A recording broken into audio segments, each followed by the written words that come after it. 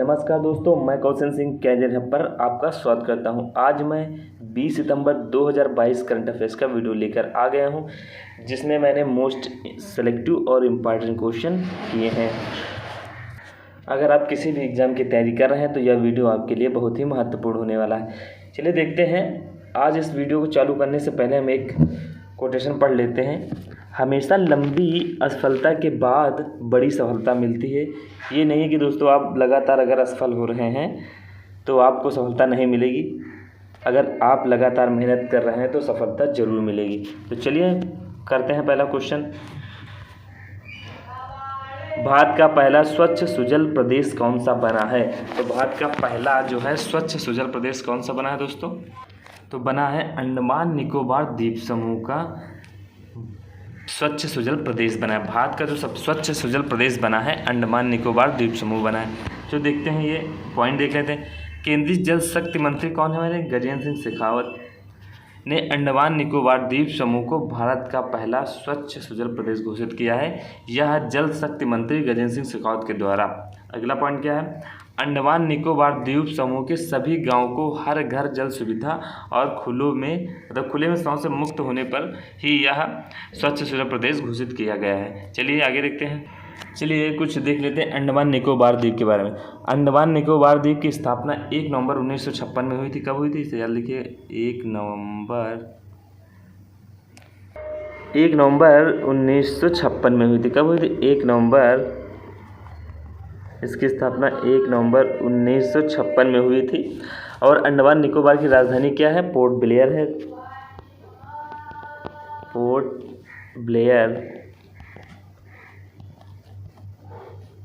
Blair याद रखिएगा दोस्तों।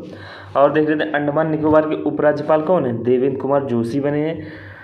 उपराज्यपाल देवेंद्र कुमार जोशी। चलिए आगे देखते हैं अगला question. Football tournament Durand cup 2022 का खिताब किसने जीता है? ये जो डूरंड कप हुआ है तो यह किसके द्वारा जीता गया है? तो यह जीता गया है बेंगलुरु एफसी के द्वारा जीता गया है। ये देखते हैं। बेंगलुरु एफसी ने डूरंड कप 2022 के फाइनल मैच में मुंबई सिटी एफसी को हराकर कितने से 2-1 से हराकर पहली बार यह खिताब जीता है। बेंगलुरु एफसी ने यह पहली बार खिताब जीता है मुंबई सिटी को 2-1 से हराकर। अगला पॉइंट क्या है? डूरंड कप भारत में 3 प्रमुख फुटबॉल टूर्नामेंट से एक है।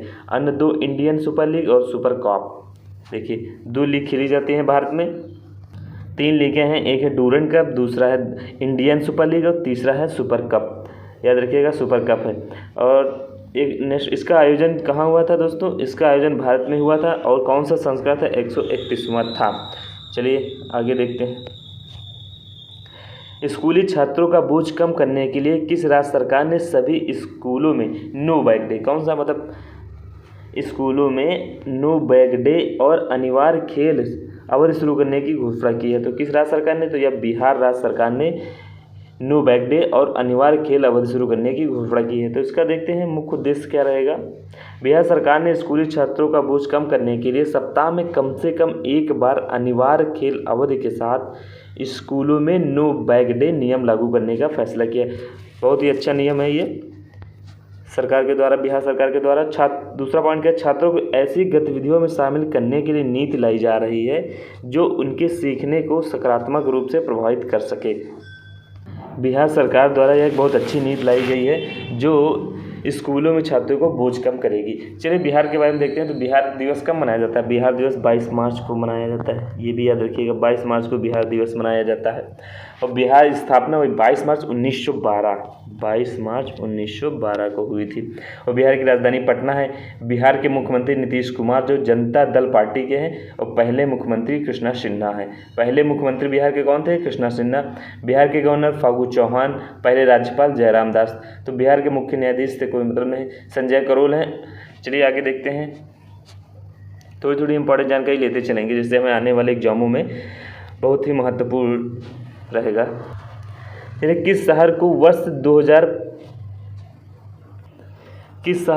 2022-23 इसे सही कर लीजिएगा। इधर होगा 2022 और 23। क्या होगा दोस्तों? 2022-23 लिख लीजिएगा इधर। के लिए संघाई सहयोग संगठन एससीओ की पहली पर्यटन और सांस्कृतिक राजधानी के रूप में नामित किया गया है? तो किस शहर को? तो भारत के वाराणसी शहर को पहली सांस्कृतिक राजधानी के रूप में नामांकित किया गया है। चलिए देखते हैं पॉइंट कुछ। भारतीय संस्कृति और परंपरा को प्रदर्शित करने वाले पवित्र शहर वाराणसी को शंघाई सहयोग संगठन की पहली पर्यटन और सांस्कृतिक राजधानी घोषित किया गया है। दूसरा पॉइंट क्या है? उज्बेकिस्तान के समरकंद में शंघाई सहयोग संगठन के सदस्य देशों ने वर्ष 2022-23 के लिए वाराणसी को इस संगठन की पहली पर्यटन और सांस्कृतिक राजधानी के रूप में नियुक्त किया है। चलिए एससीओ के बारे में थोड़ी जानकारी ले लेते हैं। शंघाई कोऑपरेशन ऑर्गेनाइजेशन का फुल फॉर्म होता है और स्थापना इसकी 2001 में हुई थी और मुख्यालय इसका बीजिंग चीन में है और महासचिव झांगमिंग है और इसके सदस्य देश कौन से दोस्तों? भारत है, पाकिस्तान, चीन, रूस, कजाकिस्तान, उज्बेकिस्तान, किर्गिस्तान और तजाकिस्तान और ईरान। इतने सारे देश हैं जो शंघाई सहयोग संगठन में शामिल हैं। चलिए अगला क्वेश्चन देखते हैं। अगर आपको हमारा वीडियो पसंद आता है तो प्लीज़ लाइक एंड शेयर और चैनल को सब्सक्राइब जरूर करें। चलिए मिलते हैं, अगला क्वेश्चन देखते हैं। कानून मंत्रालय द्वारा जारी रिपोर्ट के अनुसार फास्ट ट्रैक अदालतों में सर्वाधिक लंबित मुकदमों की संख्या में कौन सा राज्य भारत में शीर्ष स्थान पर रहा है? तो कौन सा राज्य? उत्तर प्रदेश शीर्ष स्थान में रहा है। देखते हैं कुछ इंपॉर्टेंट पॉइंट। देश भर की फास्ट ट्रैक अदालतों में महिलाओं, बच्चों और वरिष्ठ नागरिकों के खिलाफ जघन्य अपराधों के लंबित 13.81 लाख मामलों में उत्तर प्रदेश की हिस्सेदारी 70% से अधिक है। पूरे भारत में 13.81 लाख मामलों में उत्तर प्रदेश की जो हिस्सेदारी है 70% से अधिक है। मतलब सबसे ज़्यादा जो अपराध लंबित है वो उत्तर प्रदेश के हैं। दूसरा पॉइंट क्या है? उच्च न्यायालय के मुख्य न्यायाधीशों के साथ साझा किए गए विश्लेषण के आधार पर जारी रिपोर्ट के मुताबिक 80,000 मासिक नए मामले दर्ज किए गए हैं। वही लगभग 35,000 मामलों का निपटान किया गया है। इससे ये पता चलता है कि कार्य में वृद्धि हुई है। चलिए देख लेते हैं शीर्ष 3 राज्यों के नाम। तो पहला उत्तर प्रदेश है, उत्तर प्रदेश। दूसरा कौन सा है? महाराष्ट्र है। तीसरा कौन सा? तमिलनाडु। तो याद रखिएगा पहला कौन सा है? उत्तर प्रदेश। से कोने में लिख लीजिएगा दोस्तों, सुन लीजिएगा। दूसरा कौन सा है? महाराष्ट्र, MH हम लिख रहे हैं। और तीसरा कौन है? तमिलनाडु, TM। तो याद रखिएगा 3, मतलब उत्तर प्रदेश प्रथम, दूसरा महाराष्ट्र, तीसरा तमिलनाडु। तो जिसमें उत्तर प्रदेश का कितना प्रतिशत? 70% है। तो यानी कि कम से कम 9.33 लाख और महाराष्ट्र का 1.4 लाख और तमिलनाडु का 1.06 लाख है। चलिए अगला क्वेश्चन देखते हैं।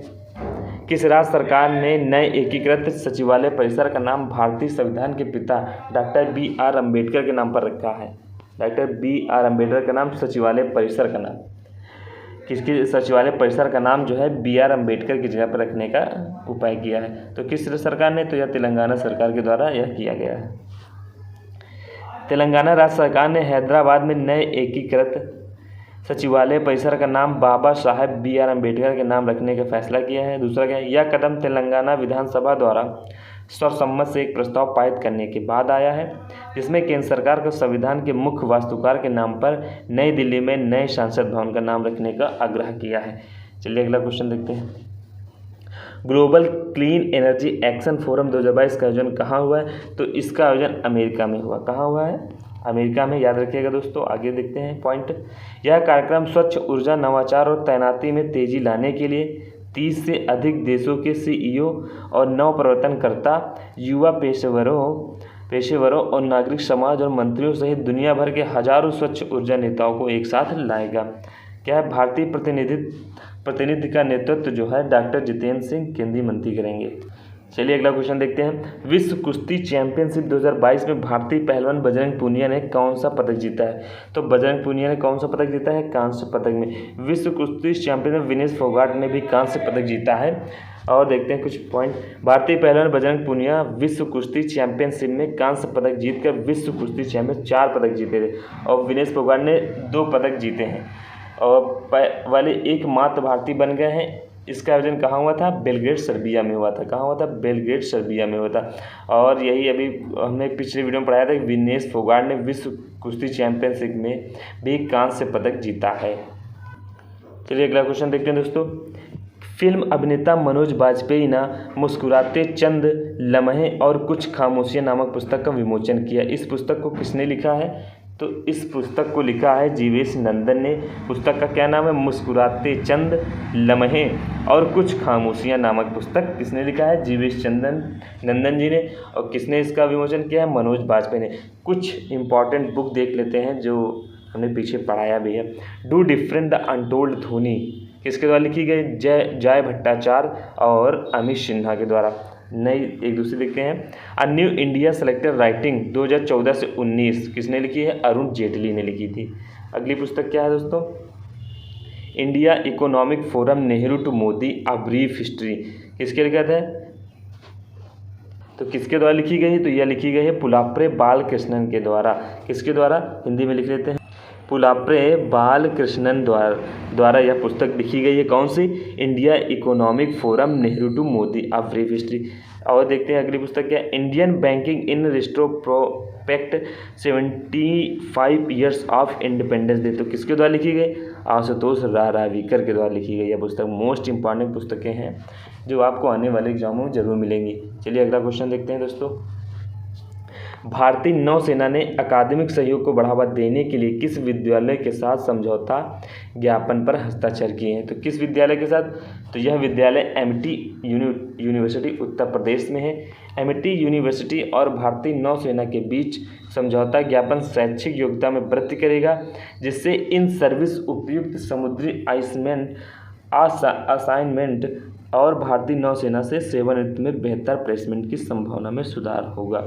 अगला क्वेश्चन क्या है दोस्तों? आपको मैंने 2022 के 20 सितंबर के डेली करंट अफेयर्स का वीडियो मैंने डिस्कस कर लिया है। मैंने इसमें मोस्ट इम्पॉर्टेंट और सेलेक्टिव क्वेश्चन लिए हैं। अगर आपको वीडियो पसंद आता है तो प्लीज़ लाइक एंड शेयर और चैनल को सब्सक्राइब जरूर करें। चलिए मिलते हैं एक नए वीडियो के साथ, तब तक बने रहिए हमारे चैनल पर। धन्यवाद।